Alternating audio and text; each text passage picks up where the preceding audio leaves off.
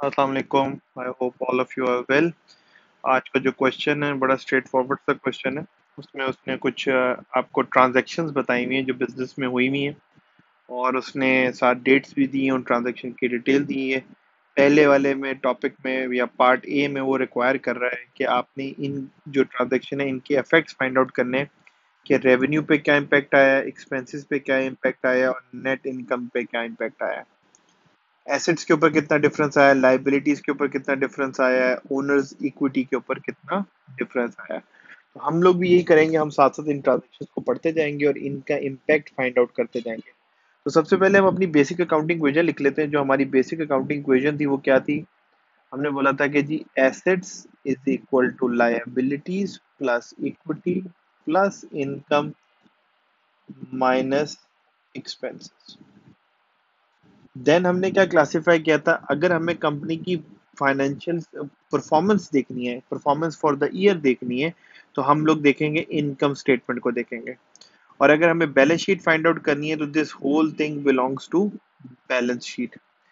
अच्छा, income minus expenses का हमने एक और नाम रखा था, हमने कहा था income minus expenses is also known as, या तो प्रॉफिट होगा या आपको लॉस हुआ होगा। उन्होंने भी बेसिकली ऐसी ही सेग्रीगेशन की है। उन्होंने सेग्रीगेशन क्या की है, उन्होंने एक तरफ लिख दिया कि income minus expenses is equal to profit. उन्होंने कहा जी आप बताएं कि इन ट्रांजैक्शन का इसके ऊपर क्या इंपैक्ट आएगा। सेकेंडली उन्होंने कहा कि जी asset minus liabilities is equal to equity के ऊपर क्या इंपैक्ट आएगा। इस पोर्शन को उन्होंने बोला this portion is your balance sheet और this portion is your income statement. उन्होंने कहा जी ट्रांजैक्शन वाइज देखते जाएं और बताते जाएं आपका इन ट्रांजैक्शन के ऊपर क्या इम्पैक्ट आएगा। तो हम भी यही करते हैं, हम सिर्फ ट्रांजैक्शन पढ़ते जाते हैं, हम देखते हैं इनकम इंक्रीज होगी डिक्रीज होगी, एक्सपेंसेस इंक्रीज होंगे या डिक्रीज होंगे, एसेट इंक्रीज होंगे या डिक्रीज होंगे, liabilities and so on and so fourth. तो पहली ट्रांजैक्शन क्या है, वो कह रहा है पेड। एक तो हमने पेमेंट की है, किस चीज की है, हमने रेंट को की है, और फॉर द मंथ ऑफ सितंबर, और ये 4400 की हमने पेमेंट की हुई है। ठीक है, हमने सितंबर का रेंट पे किया है ऑन सितंबर फर्स्ट को, पहली तारीख को हमने पे कर दिया है। तो जब हम रेंट पे कर रहे हैं तो मेरी इनकम के ऊपर कोई इंपैक्ट नहीं आएगा ना, तो इससे मेरी इनकम, ये जो ये ट्रांजैक्शन है मेरी इनकम को या रेवेन्यू को इंक्रीज और डिक्रीज नहीं कर रही, तो इसलिए मैं कह रहा हूं कि मेरी इनकम के ऊपर क्या आ रहा है, नो अफेक्ट आ रहा है। जबकि रेंट मेरा एक्सपेंस है, एक्सपेंस मेरे क्या हो गए, इंक्रीज हो गए। ठीक है, और प्रॉफिट पे क्या आएगा, जाहिर बात है इनकम इंक्रीज नहीं हुई, एक्सपेंसेस इंक्रीज हो गए, तो इसका ओवरऑल प्रॉफिट पे क्या इंपैक्ट आएगा, प्रॉफिट मेरा क्या करेगा, डिक्रीज करेगा। ठीक हो गया। जैसे कि आप देख रहे हैं इसके ऊपर कोई इंपैक्ट नहीं आया, इसके ऊपर इंक्रीज आ गया, तो प्रॉफिट पे क्या आ गया, एक्चुअली डिक्रीज आ गया। ओके, क्या इसके आने से मेरे एसेट्स पे कोई इंपैक्ट आया? बिल्कुल आया, जाहिर बात है मैंने पेमेंट की है, मेरा कैश चला गया, कैश चला गया तो मेरे एसेट्स जो है वो डिक्रीज कर गए। लाइबिलिटीज के ऊपर there is no impact, it has nothing to do with the liability. मैंने रेंट पे किया है, कैश से पे किया है, और मेरी इक्विटी क्या हो जाएगी, रिड्यूस हो जाएगी, डिक्रीज हो जाएगी। एसेट माइनस लाइबिलिटीज, जो बचेगा वो इक्विटी है। अगर एसेट रिड्यूस हो गए हैं, लाइबिलिटीज के ऊपर कोई इम्पैक्ट नहीं आया, तो ऑटोमेटिकली इक्विटी भी क्या हो जाएगी, रिड्यूस हो जाएगी। अगर इसको मैथमेटिकली देखना चाहो, लेट सपोज इनकम जीरो रही है, एक्सपेंस वन से बढ़ गया है, तो लॉस कितना हो जाएगा, -1 हो जाएगा। तो प्रॉफिट क्या हो गया, बेसिकली डिक्रीज हो गया, जो भी आया होगा वो उसमें से -1 होगा, तो ये डिक्रीज हो जाएगा। अगर मैंने पेमेंट कर दी है और लाइबिलिटीज पे जीरो इम्पैक्ट है, तो इक्विटी पे भी क्या इम्पैक्ट आएगा, मेरा -1 आएगा, तो मेरी इक्विटी भी रिड्यूस हो जाएगी। तो बेसिकली वो चाह रहे हैं कि इन ट्रांजेक्शन से आपको ये पता चल जाए कि इन ट्रांजेक्शन का इम्पैक्ट कहाँ पे आता है। फिर इसमें सेकंड थॉट ये भी है कि इसके बहुत सारे पर्सपेक्टिव और हो सकते हैं, लेकिन अभी के लिए जो हमारे पास फेस वैल्यू पे चीजें गिवन है, हम अभी उनके ऊपर डील कर रहे हैं। Okay, next is September 3rd। September 3rd की ट्रांजेक्शन क्या हुई है, मैंने बिल भेजा है फाइन लाइन होम्स को 5620 का, और ये सारी की सारी अमाउंट जो है वो ड्यू है ऑन 28 सितंबर। तो वो कह रहा है कि ये जो 28 सितंबर है, इसके ऊपर मुझे बता दें ये जो इसका इस ट्रांजैक्शन का मेरे सितंबर क्या अकाउंट के ऊपर या इन 5 हेड्स के ऊपर क्या इम्पैक्ट आया। ओके, मैंने सेल्स की है तो मेरी इनकम जो है वो क्या हो गई है, इंक्रीज हो गई है। ठीक है, इंक्रीज हो गई, सेल इंक्रीज हुई है, एक्सपेंसेस के ऊपर कोई इम्पैक्ट नहीं आया, देयर इज नो इम्पैक्ट। तो मेरा प्रॉफिट भी क्या हो जाएगा, इस ट्रांजैक्शन की वजह से क्या हो जाएगा, इंक्रीज हो जाएगा।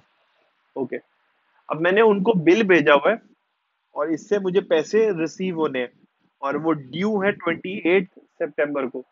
तो अब हम ये, अच्छा अगर अब 28 सितंबर है लेकिन हम जो अकाउंट बना रहे हैं वो 30 सितंबर को बना रहे हैं, सारा होने के बाद, या जिस वक्त हमने ये जिस वक्त ये ट्रांजैक्शन हुई थी उस वक्त ये पैसे मैंने इन लोगों से रिसीव करने थे।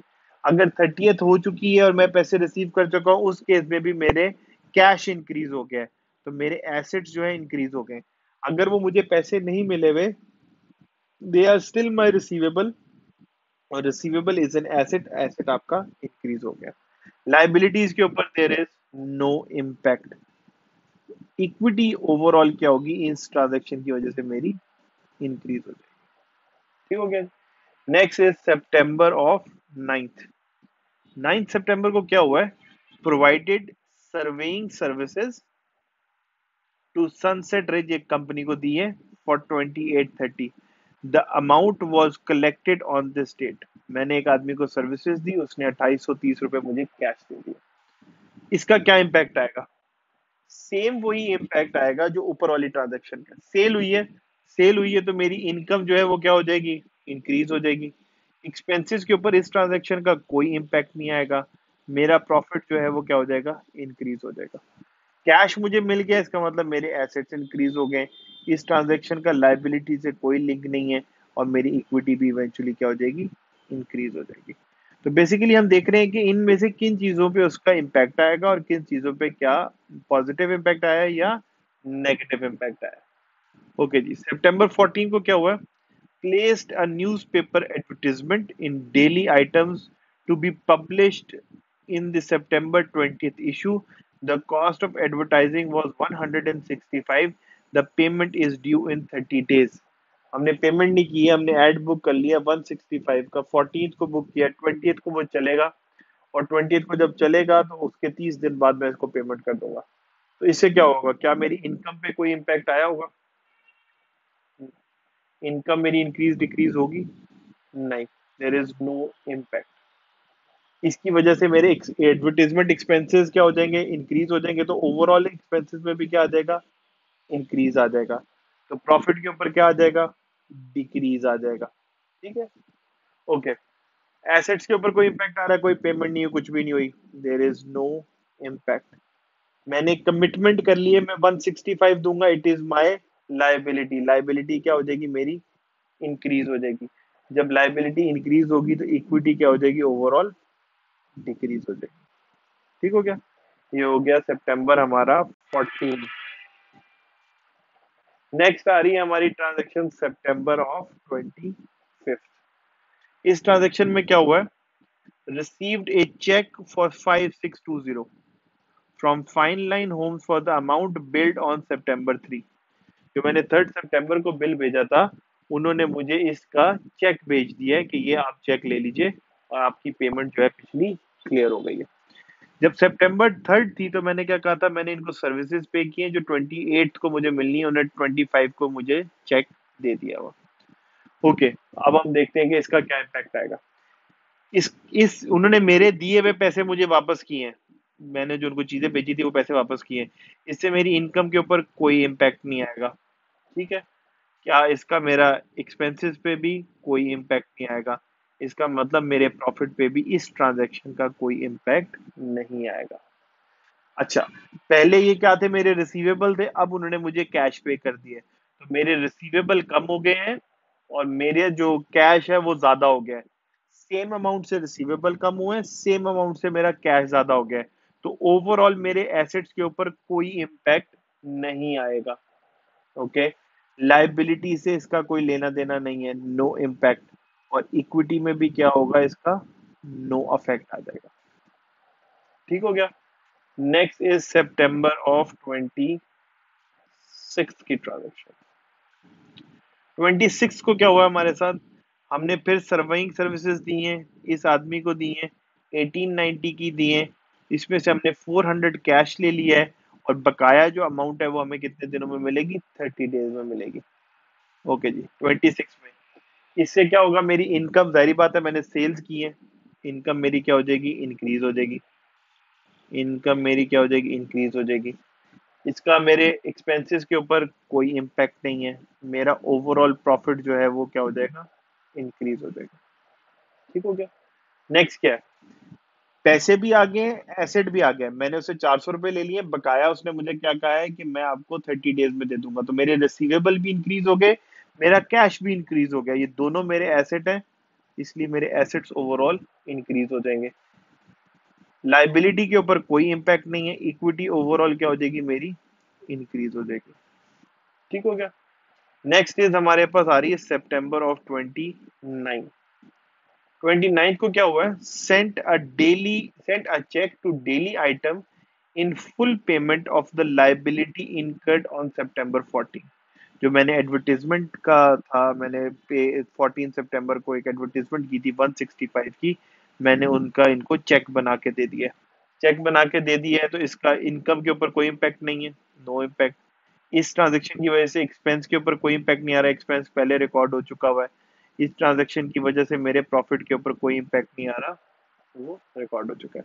क्योंकि मैंने उन्हें पैसे दे दिए, मेरा बैंक अकाउंट का बैलेंस जो है वो डिक्रीज कर गया, मेरे एसेट्स ओवरऑल क्या होंगे, कम हो जाएंगे। क्योंकि अब पहले वो मेरी लाइबिलिटी थी 165, मैंने उनको देना था, अब मैंने उनको पे कर दिया, तो मेरी लाइबिलिटी भी क्या हो गई है, डिक्रीज हो गई है। ओवरऑल मेरी इक्विटी भी क्या हो जाएगी, इक्विटी क्या हो जाएगी, सेम अमाउंट से मेरे एसेट कम हो गए हैं और सेम अमाउंट से मेरी लाइबिलिटी कम हो गई, ये नेट ऑफ हो जाएंगे, मेरी इक्विटी के ऊपर कोई इम्पैक्ट नहीं आएगा। वहां से लाइबिलिटी कम हो गई, एसेट कम हो गई, यहाँ से लाइबिलिटी कम हो गई। ठीक हो गया। लास्ट क्या आ रहा है हमारे पास, September of 30th। Declared and paid 7600 cash dividend to company stock holders. अच्छा, डिविडेंड्स क्या होते हैं, डिविडेंड्स बेसिकली हम लोग कहते हैं कि जब प्रॉफिट आता है कंपनी को, तो प्रॉफिट वो डिस्ट्रीब्यूट होना होता है अपने ओनर्स के बीच में। तो हम कहते हैं कि प्रॉफिट क्या हो गया, ओनर्स के बीच में डिवाइड हो गया, तो वो जो डिवीजन होके जो पेमेंट मिलती है, that is known as dividend. Example ले लेते हैं, एक कंपनी है जिसके अंदर टोटल कैपिटल जो है वो 100 रुपीज का है। ठीक है, ये टोटल इन्वेस्टमेंट जो है उसके अंदर 100 रुपीज की है, और वो दो बंदों ने की हुई है, 50% आपने की हुई है, 50% आपके पार्टनर ने की हुई है। ओके, कंपनी को प्रॉफिट हुआ है 1000 रुपए का। कंपनी कह रही है ये 1000 रुपए का प्रॉफिट दोनों के बीच में डिस्ट्रीब्यूट कर दो, तो 500 इसको मिल जाएगा, 500 इसको कैश पे कर देंगे। तो जो पेमेंट आपको हो रही है, that is known as dividend. Okay, कई दफा ऐसा हो सकता है कि कंपनी 1000 रुपीज का प्रॉफिट हुआ है, कंपनी कह रही है सारा नहीं दो, 1000 के प्रॉफिट में से 800 इन दोनों के बीच में डिस्ट्रीब्यूट कर दो, 200 अपने पास होल्ड करके रख लो जस्ट इन कैश, फ्यूचर में कहीं जरूरत पड़े तो तब हम दे देंगे। कंपनी ने अर्न कितना किया, 1000, कंपनी ने आपके बीच में डिस्ट्रीब्यूट किया 800, कंपनी ने अपने पास कितना रख लिया, 200। तो जो प्रॉफिट में से आपके पास डिस्ट्रीब्यूट हो गया, that is known as dividend. जो अर्निंग्स आपके पास कंपनी ने आपके साथ आपके बीच में डिस्ट्रीब्यूट नहीं की हुई, they are known as retained earnings. ऐसी अर्निंग्स जो कंपनी ने अपने पास रिटेन करके रखी है, तो they are known as retained earning. अच्छा, इसमें अभी आपने ज्यादा परेशान नहीं होना, अभी डिविडेंड क्या है, is a payment back to its owners. Owners को हम पेमेंट कर रहे हैं, या ओनर्स अपने बिजनेस में से पैसे विड्रॉ कर रहे हैं अपने लिए, या कंपनी उनके पैसे उनको वापस दे रही है, इज नोन एज डिविडेंड। और डिविडेंड से क्या होता है, इक्विटी रिड्यूस होती है। ठीक हो गया। ओके जी, कंपनी कह रही है कि अब हमने डिविडेंड पे कर दिए, डिविडेंड पे करने से इनकम तो इंक्रीज नहीं होती, नो इम्पैक्ट। इसका एक्सपेंसेस के ऊपर भी कोई इम्पैक्ट नहीं आता, नो इम्पैक्ट। इसका प्रॉफिट के ऊपर भी कोई इम्पैक्ट नहीं आता, इसका डायरेक्टली कोई इम्पैक्ट नहीं आता। क्योंकि कंपनी ने कैश पे किया है, तो कंपनी के एसेट्स जो है वो डिक्रीज हो जाएंगे। कंपनी की लाइबिलिटी के ऊपर कोई इफेक्ट नहीं आएगा, तो this is no affect. Company की इक्विटी ओवरऑल क्या हो जाएगी, रिड्यूस हो जाएगी, दैट इज डिक्रीज। ठीक हो गया। तो हमने क्या किया, बेसिकली सारी ट्रांजैक्शंस का इम्पैक्ट देख लिया कि कहाँ पे कितना आ रहा। अब पार्ट बी में उसने हमसे क्या कहा है, पार्ट बी में वो कह रहा है कि आप इनकी बनाएं जर्नल एंट्रीज, और वो कह रहा है कि इसके नीचे नरेशन भी लिखें सारी की सारी ट्रांजैक्शंस की। तो हम डबल एंट्रीज बनाते हैं और फिर हम इनकी ट्रांजैक्शन करते हैं। डबल एंट्रीज में लिए सबसे पहले क्या आ रहा है, हमने रेंट पे किया है सितंबर का 4400। ओके, अगर हमने रेंट पे किया, rent is an expense, expenses जब इंक्रीज होते हैं तो डेबिट होते हैं, हम क्या लिख देंगे, rent expense debit, cash amount credit. Amount क्या आ जाएगी, 4400, 4400। नरेशन क्या आएगी, paid rent of September, paid September rent. ठीक है, पेमेंट हुई, एक्सपेंसेस ज्यादा हुए, एक्सपेंसेस ज्यादा होते हैं तो डेबिट, कैश चला गया तो कैश गया तो मतलब एसेट कम हो गया, एसेट कम हो गया तो क्रेडिट। ओके, सितंबर 3 में हमने क्या किया है, हमने फाइन लाइन होम को अपना बिल भेज दिया, और उन्होंने कहा है कि जी वो 28 सितंबर तक हमें पेमेंट करेंगे। जब हमने बिल भेज दिया है तो इसकी पेमेंट मुझे रिसीव होनी है, तो ये पैसे मेरे क्या हो गए, रिसीवेबल्स हो गए। और जाहिर बात है, अगर मैंने बिल भेज दिया तो ये मेरी इनकम हो गई, मैंने काम करके दिया है, उनको सर्वेइंग की सर्विसेज दी है, तो this is my income, this is my revenue. Question के अंदर उन्होंने बता दिया है कि अकाउंट कौन सा यूज करना है, सर्वेइंग रेवेन्यू का अकाउंट यूज करना है जब भी अपने क्लाइंट्स को बिल भेजना है। तो अब क्या हो गया, मुझे पैसे रिसीव होने, पैसे रिसीव होने तो किन से रिसीव होने, हमें लाइन होम से। तो हम क्या कर देंगे, Line Homes accounts receivable debit, क्योंकि रिसीवेबल्स हमारे एसेट होते हैं, इनसे मुझे पैसे आने हैं, ये पैसे मैंने रिसीव करने हैं, ये मेरा एसेट है, और एसेट जब ज्यादा होता है तो डेबिट होता है। और दूसरी तरफ क्या हुआ, उसने बोला था सर्वेइंग रेवेन्यू क्या हो जाएगा, क्रेडिट हो जाएगा। अमाउंट क्या आ जाएगी यहाँ पे, 5620, 5620। सिंपल अगर हम इसको रखें तो हमने क्या भेज सकते हैं, मैंने क्रेडिट पे सेल्स किए, क्रेडिट पे सेल्स किए तो मुझे मेरे पास क्या आना था, अकाउंट रिसीवेबल डेबिट आना था जिस बंदे का भी है, और सेल्स जो है वो क्रेडिट आती है। उन्होंने क्या कहा, उन्होंने बोला जी सेल्स की जगह पे आपने अकाउंट यूज करना है ये वाला, और जिस बंदे से रिसीव करने थे मैंने उसके साथ लिख दिया इस बंदे से मैंने रिसीव करने थे। तो बाकी ट्रांजेक्शन वही है, सेल की ट्रांजेक्शन है, क्रेडिट सेल्स की, जो आप ऑलरेडी कई दफा करते आए हैं। ओके, आगे चलते हैं। अब क्या हुआ, सितंबर 9 को हमने क्या किया, सर्वेइंग सर्विसेज दी हैं टू सनसेट रिज फॉर 2830, और ये सारी की सारी जो अमाउंट है हमने इनसे कैश में कलेक्ट कर ली है।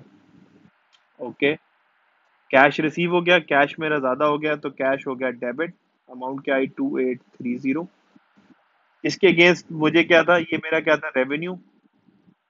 तो ये किस चीज की तरफ से रेवेन्यू आ रहा है, सर्वेइंग रेवेन्यू है 2830। इसकी क्या आ जाएगी, collected cash from sunset ridge development for services provided, ये इसकी नरेशन आ जाएगी। ऊपर वाले की क्या नरेशन आ जाएगी, build fine Line Homes for surveying services.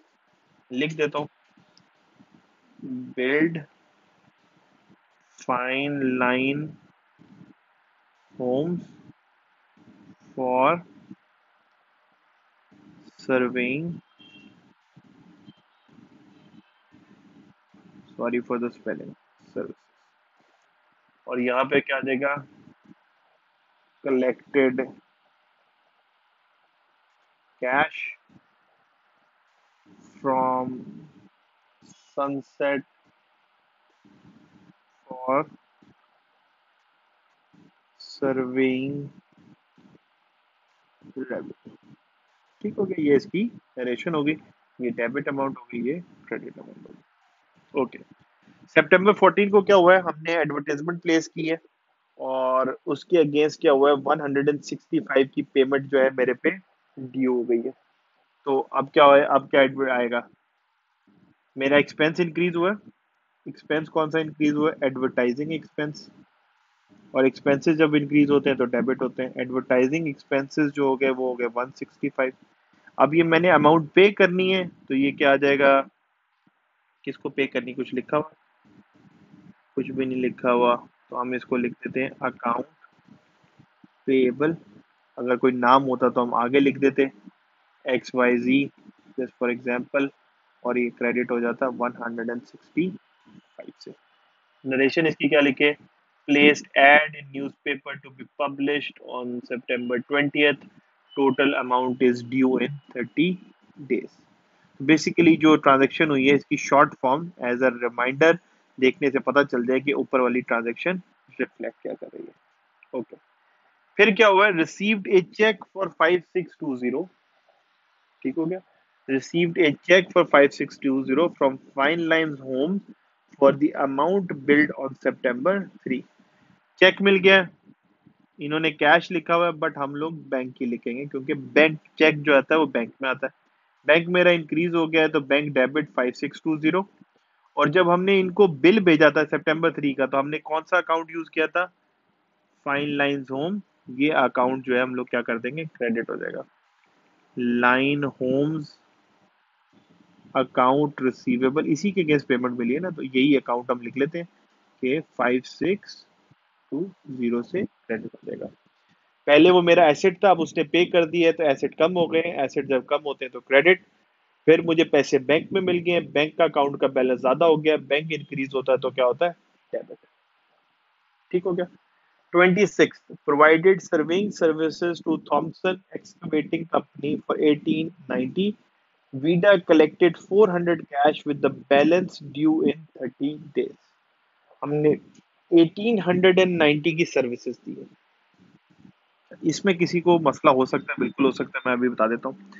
मैंने 1890 की सर्विसेज दी हैं जिसमें से मुझे सिर्फ 400 कैश मिला है। 1490 जो है वो क्या है, मेरा अकाउंट रिसीवेबल है। ओके, तो अगर मैं इसको और थोड़ा सा ब्रेक करूं तो मैं कहूँ जी 1890 में से मुझे 400 कैश मिला है और 1490 मेरा रिसीवेबल है। रिसीवेबल भी एसेट है और कैश भी मेरा एसेट है। कैश भी इंक्रीज हो गया, रिसीवेबल भी इंक्रीज हो गया, इसका मतलब ये दोनों क्या हो गए, डेबिट। 1890 से मेरा रेवेन्यू भी इंक्रीज हो गया, इनकम इंक्रीज हो गई। इनकम जब इंक्रीज होती तो क्या होती है, क्रेडिट। तो अब मुझे इसको कैसे रिकॉर्ड करना चाहिए कि ये सारा का सारा रिकॉर्ड हो जाए ऑटोमेटिकली। कैश भी क्या हुआ, मेरा डेबिट हुआ है। कैश डेबिट कितने से हुआ है, 400 से। ठीक है, दूसरा मेरा अकाउंट्स रिसीवेबल ज्यादा हुआ है, अकाउंट्स रिसीवेबल मेरा ज्यादा हुआ है। किसकी तरफ से आया भाई हमें ये, थॉमसन एक्सकेवेटिंग अकाउंट रिसीवेबल। मैं इधर लिख देता हूँ, सॉरी, क्योंकि आगे जगह कम है।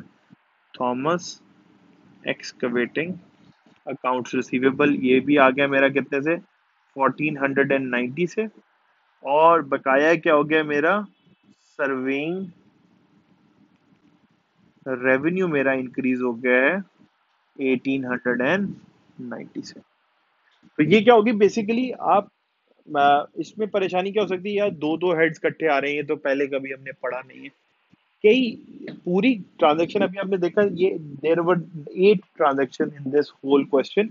एक ऐसी ट्रांजैक्शन हो सकती है जो थोड़ी सी ट्रिकी हो सकती है, जो एप्लीकेशन मांग रही हो आपके कॉन्सेप्ट की। इसमें परेशान नहीं होना, जब भी ऐसा हो जाए जिसका मैंने आपके लिए ब्रेक डाउन किया, you can break it down for yourself. आप इसको अपने लिए कन्वीनियंट बना सकते हैं, और जब एक दफा बन जाएगी, दो दफा बन जाएगी, I think you will be able to understand it better. तो सारे जो है ना, इसको इसको ओवरऑल ये नहीं समझ लेना कि this is a big problem. तो कुछ देखे, 8 ट्रांजेक्शन में सिर्फ एक ऐसी ट्रांजेक्शन थी विच नीडेड एन एप्लीकेशन या which required an additional set of skill जिससे आप उसको प्रेजेंट कर सकें। ओके जी, अब इसकी हमने डालनी क्या है, हमने कहा जी collected partial payment from Thomas company, billed remainder, बाकी इज रिसीवेबल। ये भी कह सकते थे the remainder is receivable. Okay, अब क्या हुआ है, हमने फुल पेमेंट का चेक दे दिया अपने न्यूज़पेपर वाले को।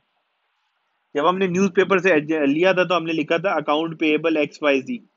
अब ये लाइबिलिटी सेटल होगी, लाइबिलिटी जब कम होती है तो क्या होती है, डेबिट। हम वही अमाउंट यहाँ लिख लेंगे, अकाउंट पेएबल जो भी उसका नाम होता वो यहाँ आता। अभी हम लिख लें जैसे अपनी याद के लिए XYZ जो है लाइबिलिटी कम होगी डेबिट, और उसको मैंने चेक दे दिया है तो बैंक हो गया मेरा क्रेडिट। अमाउंट इसमें क्या आ गई मेरे पास 165, 165। ठीक हो गया। ओके, डिविडेंड पे कर दिए। ठीक है, डिक्लेयर्ड एंड डिविडेंड पेड 7600। अब वर्ड आ रहा है डिक्लेयर, डिक्लेरेशन। मैंने अनाउंस कर दिया है मैं आपको डिविडेंड दूंगा। अगर खाली ये बात होती डिक्लेयर्ड डिविडेंड तो मैं कहता मैंने दूंगा, मेरी कमिटमेंट हो गई है, मेरी लाइबिलिटी बन गई है। उसने क्या कहा है, ये हम लोगों ने ना चैप्टर 11-12 है ये, जब हम मिड टर्म के बाद चले जाएंगे ना, जब आपका सेमेस्टर एंड हो रहा होगा, will be studying this in big, जिसे कहते हैं डिटेल। अभी इट्स नॉट जिसे कहते हैं ना much to be concern about. तो इसमें क्या हो रहा है, हम लोग हमने कहा और हमने पेमेंट कर दी। ओके, हमने क्या कहा था, डिविडेंड क्या होते हैं, बेसिकली ओनर्स की पेमेंट होती है। ओनर्स को जब हम पेमेंट देते हैं, डिविडेंड क्या करते हैं, इक्विटी को रिड्यूस कर देते हैं। और जब भी कोई चीज इक्विटी को रिड्यूस करती है तो हम उसे क्या करते हैं, डेबिट करते हैं।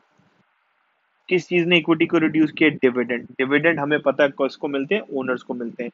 और अगर डिविडेंड डेबिट हो रहे हैं तो इसका मतलब इक्विटी जो है वो रिड्यूस हो रही है। अभी आपकी याद रखने के लिए ये चीज है, डिविडेंड देने से इक्विटी कम होती है, इक्विटी जब भी कम होती है तो डेबिट होती है। ठीक है, हमने इसको क्या पे किया है, कैश पे कर दिया। तो कितनी अमाउंट पे की है, 7600 और 7600, ये हमारी पेमेंट होगी। ठीक हो गया। तो ये हमारी क्या थी, सारी की सारी डबल एंट्रीज थी। ठीक हो गया। अब आ जाते पार्ट सी में। वो कह रहे 3 of the September's transaction involve cash payment, yet only one of these transaction is recorded as an expense. Describe 3 situations in which a cash payment would not involve recognition of an expense. तो जो पहली हमने payment की है वो हमने की है कैश डिविडेंड की पेमेंट की है। ठीक है, इसके अंदर cash dividend is not an expense, ये मेरा खर्चा नहीं है, ओनर के पैसे थे वो वापस चले गए, इसीलिए इसमें कैश तो इन्वॉल्व है लेकिन मैंने इसको एक्सपेंस के तौर पे नहीं लिखा हुआ। दूसरा जो मैंने पेमेंट की थी वो मैंने अपनी लाइबिलिटी की पेमेंट की थी, न्यूज़पेपर वाली। लाइबिलिटी की पेमेंट जो है वो मेरा एक्सपेंस नहीं है, मैंने उनके पैसे देने थे, मैंने उनको पेमेंट कर दी है, इसीलिए जो डेबिट हुआ वो लाइबिलिटी हुआ, एक्सपेंसेस का नाम नहीं आया। और तीसरी जो जो हमने पेमेंट रिकॉर्ड की है जिसे कहते हैं ना, वो थी हमारी एक्सपेंस की पेमेंट थी, ऐसी है। हाँ, हमारी तीसरी पेमेंट जो है वो एक्सपेंस की है, एडवर्टाइजमेंट एक्सपेंस। वो एक्चुअली हमारा एक्सपेंस था तो हमने उसको एक्सपेंस के तौर पे रिकॉर्ड किया हुआ। तो दिस वाज क्वेश्चन 3.3a। आप एक दफा इसको दोबारा कीजिएगा। If you still have any questions you can always ask, और इसी के नीचे कमेंट कर दीजिएगा, मुझे आइडिया हो जाएगा, मैं आपको वहीं पे रिस्पॉन्ड भी कर दूंगा और मैं आपको एक्सप्लेन करने की फर्दर कोशिश भी करूंगा। अगर आपके इसमें से कोई भी डाउट आ रहा है डेबिट और क्रेडिट का, प्लीज मेक श्योर एक दफा जो पुरानी वीडियोस है उनको विजिट कर लीजिएगा ताकि आपके डेबिट्स और क्रेडिट स्ट्रांग हो जाए। बाकी जो भी आप कमेंट्स करेंगे मैं इसके वहीं पे रिस्पॉन्ड करता रहूंगा। Thank you very much and I will see you in next video.